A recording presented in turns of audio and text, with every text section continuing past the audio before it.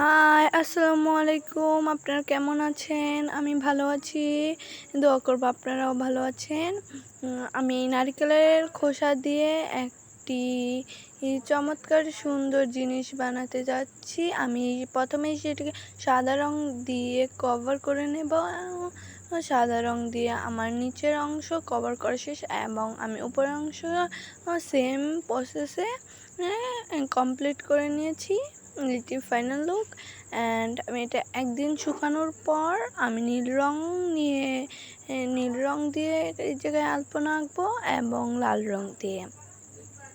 আমি এখন লাল রং নিয়ে নেব এবং লাল রং দিয়ে ডিজাইনে করব।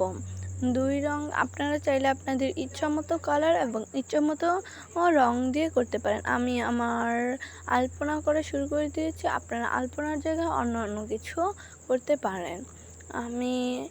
আপনারা চেষ্টা করবেন নিচের অংশ যেরকমের হয় উপরের অংশ সেরকম করা। আমি চেষ্টা করতেছি নিচের অংশ যেভাবে করতে উপরের অংশ সেম প্রসেসে করতে। তো আমি উপরের অংশ করতেছি এখন। আমার নিচের অংশ করা শেষ, এখন উপরের অংশ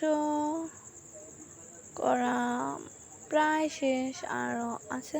আপনারা চেষ্টা করবেন নিজের মতো করে করতে। আমি যে একটু ধারণা আপনাদের দেওয়ার চেষ্টা করতেছি, আপনারা চাইলে আমার মতো করতে পারেন। এখন আমার নিচের আর উপরের অংশ করা শেষ। এখন আমি লাল রং দিয়ে একটু ডিজাইন করে নিচ্ছি এবং আপনারা নিজের মতো, আমি আবার বলতেছি, আপনারা নিজের মতো করতে পারেন, আমার মতো করতে পারেন।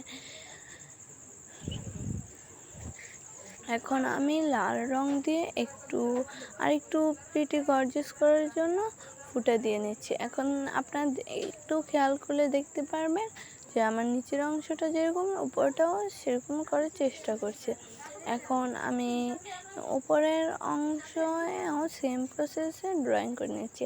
আমি নিচের অংশতে হালকা একটু ব্লু কালার দিয়ে ফুটা দিয়ে নিচ্ছি যাতে আরেকটু গর্জিয়াস হয়। এখন আমি গোল্ডেন রং দিয়ে আরেকটা বর্ডার শেপের করার চেষ্টা করতেছি। গোল্ডেন শেপ দিয়ে আমি নিচে একটা বর্ডার করে নিচ্ছি। অ্যান্ড আমারটা প্রায় শেষ। It's my final look. আমি চেষ্টা করছি আমার সর্বোচ্চ দিয়ে সুন্দর করার, জানি না কতটুকু সুন্দর হয়েছে।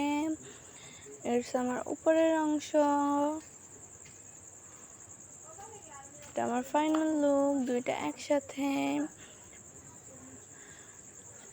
করলে যেমন দেখতে যতটুকু সুন্দর লাগে। থ্যাঙ্কস।